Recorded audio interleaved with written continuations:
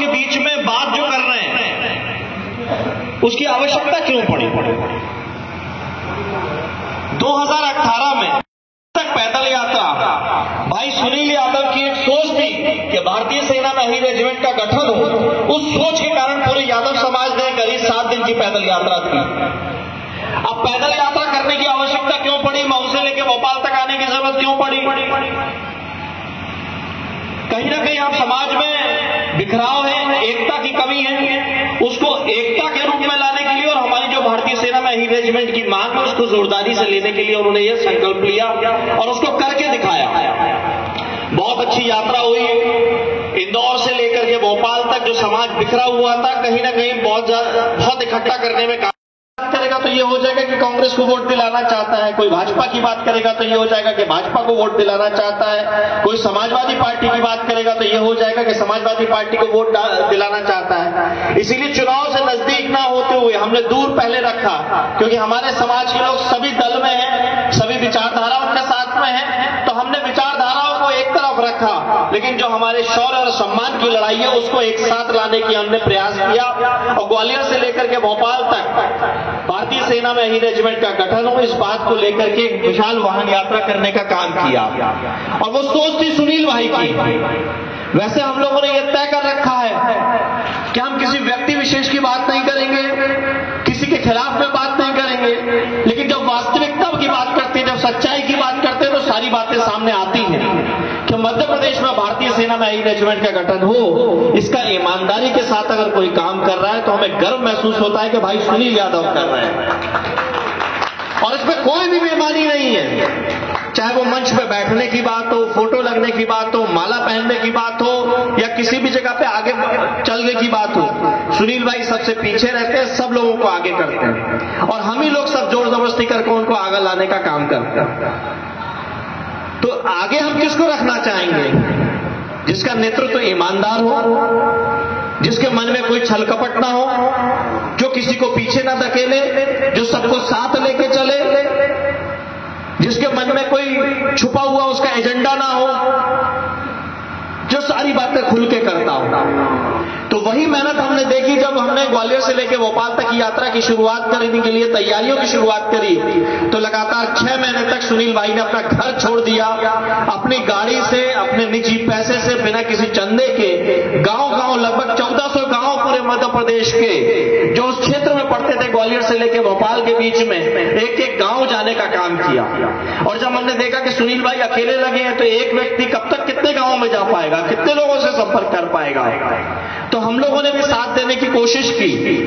बहुत छोटी कोशिश थी हमारी, क्योंकि उन्होंने तो आर्थिक रूप में भी नुकसान सहा, व्यापार में जो समय देना चाहिए वो समय का नुकसान, यानी व्यापार का भी नुकसान हुआ, उसके बाद जो परिवार को समय देना चाहिए वो परिवार का भी नुकसान किया।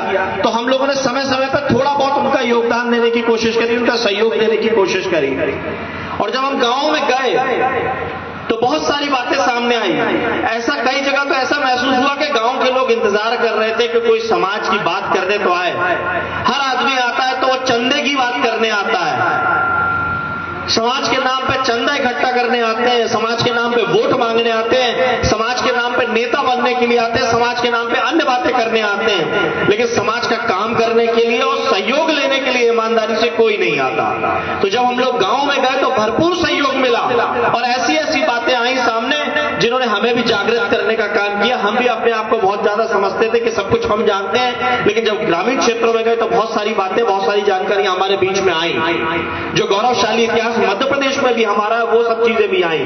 और जब हम लोग काम कर रहे थे तो हम लोगों ने तय किया कि हमारे यादव समाज की जो पहचान है वो ये पहचान है कि हरियाणा में यादव समाज है, यूपी में यादव समाज है, बिहार में यादव समाज है, अन्य जगह पे यादव समाज है, लेकिन मध्य प्रदेश में यादव समाज की गिनती देश में कहीं नहीं होती है। हमारी गिनती मानी ही नहीं जाती है। तो ये हमारी जिम्मेदारी बन जाती है कि हम जहां पैदा हुए, जहां हम कमा रहे हैं, जहां हम खा रहे हैं, उस स्थान के महत्व को भी दुनिया के सामने लाएं। और उसी तैयारी में हम लोग जुट गए और लगातार सुनील भाई के नेतृत्व में 6 महीने हमने तैयार करी। और 6 महीने जब हमने तैयारी करी तो 26 फरवरी को जब भोपाल में समापन हुआ तो एक विशाल समापन आप सब लोगों ने देखा। और हम लोगों ने ये वहां सुना जो हमारे समाज के वरिष्ठ राजनेताओं ने, सामाजिक लोगों ने, जिनके आशीर्वाद से हम आगे बढ़े हैं, यहां तक लेके आए चीजों को, और उन्होंने ये बताया कि यादव समाज का इतना बड़ा जनसमूह आज तक हमने एक साथ एक मंच पे नहीं देखा, एक स्थान पे नहीं देखा। और उसमें हमने क्या किया था, जो पर्चा आम आदमी के लिए था वही खास आदमी के लिए भी था। उसमें कोई मुख्य अतिथि नहीं था, ना कोई राजनेता था, जिस तरीके वाले एक आमंत्रण नहीं था, एक सूचना पत्र बनाया था हमने कि कार्यक्रम क्या है, वही हमने पूर्व केंद्रीय मंत्री अरुण यादव जी को दिया, वही हमने उनके भाई सचिन यादव जी को दिया, वही पूर्व मंत्री पूर्व सांसद आदरणीय लक्ष्मी नारायण यादव जी को दिया, वही उस समय की विधायक आज की मंत्री आदरणीय कृष्णा गौर जी को दिया।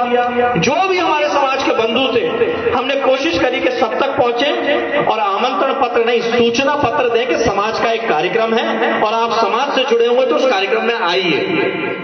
और मंच पे हमने केवल सैनिकों को स्थान दिया, किसी राजनेता को स्थान नहीं दिया। इस बात को भी राजनेताओं ने सहर्ष स्वीकार किया। इस बात के लिए हमारे समाज के सभी राजनेता भी बधाई के पात्र हैं। उसमें अरुण यादव जी भी नीचे बैठे, समाज के लोगों के बीच में सचिन यादव जी भी बैठे, कृष्णा गौर जी भी बैठी, आदरणीय लक्ष्मी नारायण यादव जी भी बैठे, और भी समाज के जो बड़े नेता हैं, सामाजिक संगठनों के नेता हैं, वो सब समाज के बीच में नीचे बैठे। नहीं तो देखा क्या जाता है कि एक आमंत्रण पत्र छपता है, उसमें अगर नाम ऊपर नीचे हो जाए तो नेता नाराज हो जाते हैं। सभी अखबारों में, टीवी चैनलों में भारतीय सेना में आई रेजिमेंट की चर्चा जोरदारी से होने लगी। और हरियाणा के लोगों ने जो 100 साल से मांग कर रहे थे, उन्होंने ये बात कि हम सब मध्य प्रदेश के लोगों को बधाई दी कि आज आपने देश में चर्चा का विषय बना दिया कि यादवों की एक प्रमुख मांग है कि भारतीय सेना में आई रेजिमेंट का गठन हो। तो इस बात के लिए सभी यादव मध्य प्रदेश में जितने रहते हैं सभी बधाई के पात्र हैं। जिसी ने प्रत्यक्ष या अप्रत्यक्ष रूप से सोशल मीडिया के रूप में या खुद वहां मौजूद होकर के हर व्यक्ति ने इस बात को आगे बढ़ाया और कार्यक्रम को सफल बनाया। और उसी सफलता को देखते हुए राजस्थान के लोगों ने भी कुछ समय बाद भारतीय सेना में आई रेजिमेंट का गठन, इस बात को लेकर के आगे कार्यक्रम बढ़ाया। तो आज देश के अंदर मध्य प्रदेश के यादवों की भी गिनती होती है, उसको कमतर आका नहीं जाता है। और उसी की यात्रा का सफल रहा कि कुछ राजनीतिक लोगों को फायदा पहुंचा, कुछ सामाजिक लोगों को फायदा पहुंचा। तो हमारा जो उद्देश्य था उसकी पूर्ति हुई कि समाज अगर कहीं एकत्रित होता है, कहीं एक जगह इकट्ठा होता है, तो उसको लाभ समाज को होना चाहिए। लेकिन एक कमी रह गई थी।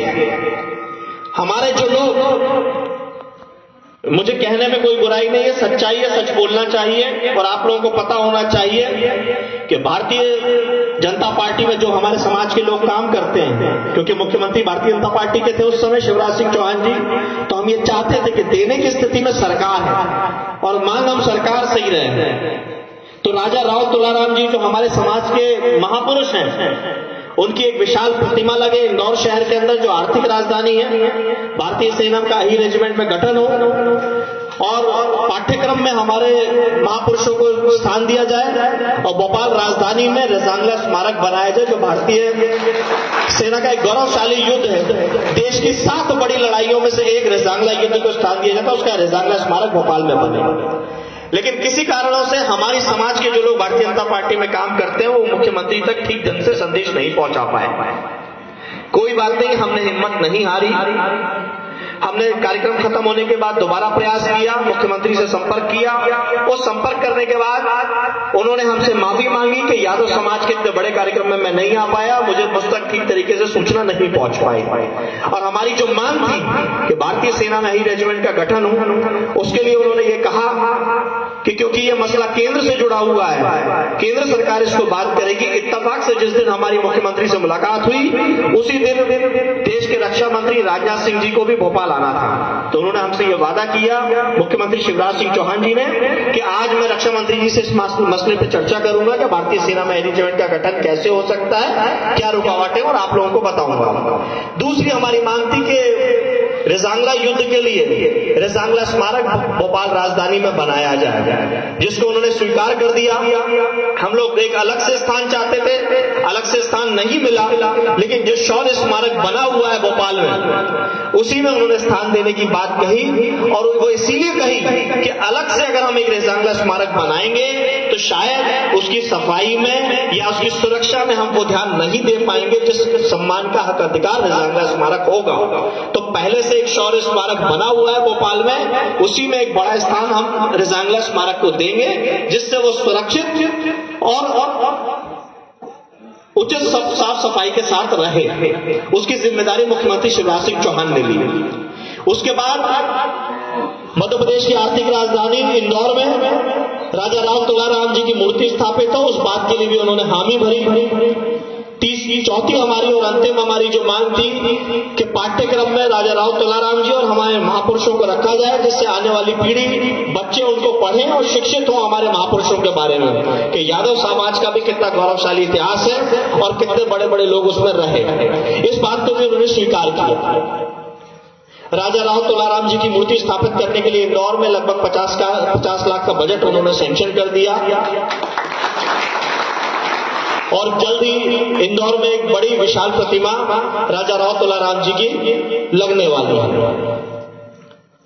भोपाल में रेजांगला स्मारक स्थापित हो, उसके लिए भी 50 लाख का बजट उन्होंने आवंटित कर दिया, उसकी भी घोषणा हो चुकी है, उसका भी शीघ्र निर्माण होगा। पाठ्यक्रम में हमारे महापुरुषों को स्थान दिया जाए, ये बात अभी अधूरी है, और भारतीय सेना में ही रेजिमेंट का गठन हो, ये बात अभी अधूरी है। तो साथियों, हमने इंदौर से भोपाल तक यात्रा करी, समाज जुड़ा, ग्वालियर से भोपाल तक यात्रा करी, समाज जुड़ा, लेकिन विंध्य और बुंदेलखंड कहीं ना कहीं मध्य प्रदेश का अछूता रह गया। तो हम उसी बात को आगे बढ़ाते हुए आप लोगों के बीच में आए हैं कि विंध्य भी मध्य प्रदेश का हिस्सा है, और जब मध्य प्रदेश की बात आती है तो विंध्य क्यों छूट जाए, बुंदेलखंड क्यों छूट जाए। तो हम अपनी एकता का साथ लें और एक बड़ा कार्यक्रम जब भी हो, 1 साल 2 साल 3 साल 4 साल 5 साल जब भी हो, उसमें विंध्य और बुंदेलखंड की भी भूमिका होनी चाहिए, ताकि उसके ऐतिहासिक पल के साक्षी आप लोग भी हो। आपके यहां से भी काफी सारे लोग गए थे, ऐसा नहीं है कि गैर हाजिर रहा, लेकिन उस ताकत के साथ नहीं रहा जिस ताकत के साथ आप लोग यहां निवास करते हैं, उस ताकत के साथ आप लोगों की उपस्थिति वहां नहीं हुई। तो उसी का हम प्रयास कर रहे हैं कि सब लोगों के साथ मिलें जुलें, ताकतवर बने एक दूसरे की ताकत के साथ में, क्योंकि जिस तरीके की स्थिति मध्य प्रदेश में यादव समाज के साथ है, आप विंध्य में रह रहे हैं, मैं भोपाल में रह रहा हूं, सुनील भाई आष्टा में रह रहे हैं, कोई इंदौर में रह रहा है, कोई अछूती नहीं है। हम अपने आप को गुमराह करके ये जरूर कह देते हैं कि हम बड़े दबंग हैं और बड़े दमदार हैं, लेकिन निर्णय लेने में अभी भी हम असक्षम हैं। उसका प्रमाण अभी आपके यहाँ रीवा में ही है। एक बुजुर्ग महिला को पीटा गया, हाथ पैर तोड़ दिए गए, और आप लोगों को, कई लोगों को तो अभी पता भी नहीं है वो बुजुर्ग महिला का क्या दोष हो सकता है। एक जवान लड़के का तो दोष हो सकता है कि लड़ाई लड़ ली होगी, गाली गलौज हो गया होगा, किसी बात पे विवाद हो गया होगा, लेकिन बुजुर्ग महिला का क्या दोष हो सकता है। अगर बुजुर्ग महिला के साथ आपके विंध्य क्षेत्र में, रीवा जिले में मारपीट हो रही है और आप शांत बैठे हैं, तो अगले नंबर का आप इंतजार करते रहिए कि रीवा में आपका भी अगला नंबर आने वाला है। हो सकते हैं आपकी पिताजी हो, आपकी माताजी हो, आपकी बहन हो, आप स्वयं हो, क्योंकि पीटने वाले के तो हौसले बुलंद हम देख के आ गए उस गांव में, और उनके हौसले बुलंद इसीलिए हैं क्योंकि आपकी शक्ति जो है वो एक साथ नहीं है। आप बातें तो बहुत बड़ी बड़ी कर लोगे, आप इसी में खुश हो गए कि एक पर्ची निकली और आपके मुख्यमंत्री बन गए। मैं किसी की बुराई नहीं कर रहा हूं, सच्चाई पे बात कर रहा हूं, और ना मैं किसी राजनीतिक पार्टी के लिए बुराई और अच्छाई की बात कर रहा हूं। मैं किसी विचारधारा से जरूर आता हूं, लेकिन यहां जब यादव समाज के बीच में बात कर रहा हूं तो सच्चाई के साथ कर रहा हूं। क्या मुख्यमंत्री मोहन यादव जी यादव समाज के लिए कोई निर्णय ले सकते हैं? 9 महीने में यादव समाज के कार्यक्रम में शामिल होने की हिम्मत नहीं ले पाए, आपके समाज के लिए क्या हिम्मत ले पाएंगे? 26 फरवरी को जो हमने कार्यक्रम किया, इसको मैं बड़ी शर्मिंदगी के साथ कहता हूं कि उस कार्यक्रम में भोपाल में मोहन यादव जी मौजूद थे, लेकिन मंत्री की हैसियत से उस कार्यक्रम में शामिल नहीं हो पाए। दिया गया कि मुख्यमंत्री शिवराज सिंह चौहान जी ने कार्यक्रम कर दिया। अगर ये नहीं रोक सकते, लेकिन इच्छा शक्ति आपके खुद के अंदर नहीं है, आप खुद डरते और घबराते हो।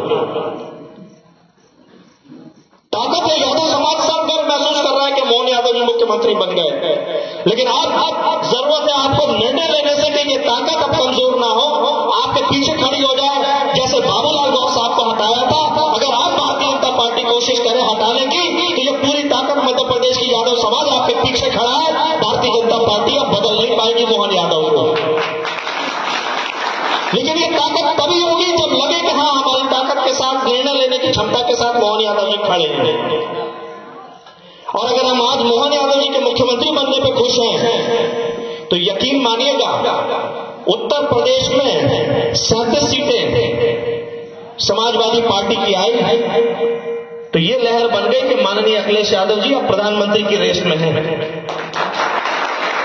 तो हमारी लड़ाई अब होनी चाहिए कि अब हमारा प्रधानमंत्री यादव बनेगा, पिछड़ा वर्ग से बनेगा, और वो बनेगा जो निर्णय ले सके, चाहे वो यादव समाज की अहीर रेजिमेंट के लिए हो या यादव समाज के शोषण अत्याचार के लिए हो, चाहे वो पिछड़ा वर्ग के शोषण अत्याचार के लिए हो, चाहे वो पीडीए की बात करने से हो, पिछड़ा दलित आदिवासी अल्पसंख्यक, उसमें आधी आबादी भी हो, अगड़ा भी हो, यानी समाज के हर उस वर्ग को लेकर के चलने के लिए तैयार है जो किसी भी स्थिति में समाज से पिछड़ रहा है, उसके कारण कुछ भी हो। तो हम ऐसे नेतृत्व के पीछे चलना चाहेंगे अगर हम राजनीति की बात करेंगे, लेकिन जब हम समाज की बात करेंगे तो हम सुनील भाई जैसे नेतृत्व के पीछे चलना चाहेंगे जो सबको साथ लेकर के चलना चाहता है, जो भाजपा, कांग्रेस, समाजवादी पार्टी, आम आदमी पार्टी, बसपा नहीं देखता, वो हर पार्टी के साथ में चलने के लिए तैयार है। वो भाजपा के कार्यालय में भी जाता है, समाजवादी पार्टी कार्यालय में भी जाता है, कांग्रेस पार्टी कार्यालय में, हर पार्टी के कार्यालय में जाने को तैयार है अगर भारतीय सेना में भारतीय अहीर रेजिमेंट का गठन होता है तो साथियों जरूरत है अब उस लड़ाई को आगे बढ़ाने की। हम पार्टियों में नहीं बटेंगे, हम किसी भी बैनर में नहीं बटेंगे कि ये तो अखिल भारतवर्षीय यादव समाज का कार्यक्रम है, ये अखिल भारतवर्षीय यादव समाज ओरिजिनल है, ये डुप्लीकेट है, वो फलाने की है, उसका अध्यक्ष ये है, उसका उपाध्यक्ष ये है, उसका प्रदेश सचिव ये है, उसका प्रदेश महासचिव ये है। हमारी लड़ाई भारतीय सेना में अहीर रेजिमेंट की है, उसको ताकत दीजिए, भाई सुनील यादव को ताकत दीजिए, लड़ाई शौर्य और सम्मान की है। अगर आप अपने शौर्य और सम्मान के लिए नहीं लड़ सकते तो मैं माफी के साथ कह सकता हूं कि आप जिंदगी भर गुलाम रहेंगे और दूसरा आपके साथ नहीं लड़ेगा। जैसे हमारी वो माताजी मजदूरी करने वाली के हाथ पैर तोड़े हैं, वैसे ही आप जिंदगी भर टूटते रहोगे और चंद टुकड़ों में खुश होते रहोगे, कभी किसी को चुन लिया, कभी किसी को चुन लिया। तो निवेदन करने आए आपसे कि ताकत बनिए, कमजोर की भी और अपनी स्वयं की भी, और हम सब लोग जब ताकत बनेंगे तो निश्चित तौर पे प्रधानमंत्री भी बनाएंगे, मुख्यमंत्री भी बनाएंगे, पार्टी से नहीं बनाएंगे, लोकतंत्र से बनाएंगे। जिस तरीके की बड़ा उदाहरण देता हूं मैं आपको, जिस तरीके से गुजरात में पाटीदार आंदोलन हुआ, हमारे पिछड़ा वर्ग के पाटीदार समाजों ने किया और एक नया युवा तैयार किया, हार्दिक पटेल, जो उस समय 25 साल का था। और उस स्थिति में उस आंदोलन का, पाटीदार आंदोलन का फायदा यह मिला पाटीदार समाज को कि आज गुजरात के अंदर सबसे ज्यादा अगर मंत्री हैं तो पाटीदार समाज के हैं, देश के अंदर राज्यपाल पाटीदार समाज के हैं, मुख्यमंत्री पाटीदार समाज से हैं। और एक बड़ी ताकत है, कमजोर नहीं समझा जाता पाटीदार समाज को। और हम भी किसी समाज को कमजोर और मजबूत करने की बात नहीं कर रहे, हर समाज मजबूत हो। यादव समाज ने कभी अन्याय और अत्याचार नहीं किया, तो हम तो ताकत बनना चाहते हैं उस हर गरीब की, उन कमजोर की जो मुख्यधारा से पिछड़ गया है। हमारे लोगों को जब भी मौका मिला हमने नेतृत्व उनका किया, उनको आगे बढ़ाने का काम किया जो समाज में पिछड़ गए हैं, जो मुख्यधारा से पीछे रह गए। उस गरीब की, कमजोर की हमेशा हम लोगों ने ताकत बनने का काम किया। तो अगर यादव समाज इकट्ठा होगा, ताकतवर बनेगा, तो हमेशा दूसरों के पीछे खड़ा होगा और कमजोर की ताकत बन के खड़ा होगा। तो साथियों, बहुत सारी बातें हैं, बहुत सारी चीजें हैं, जब आप लोगों के बीच में संपर्क करेंगे, चर्चाएं बहुत सारी होंगी।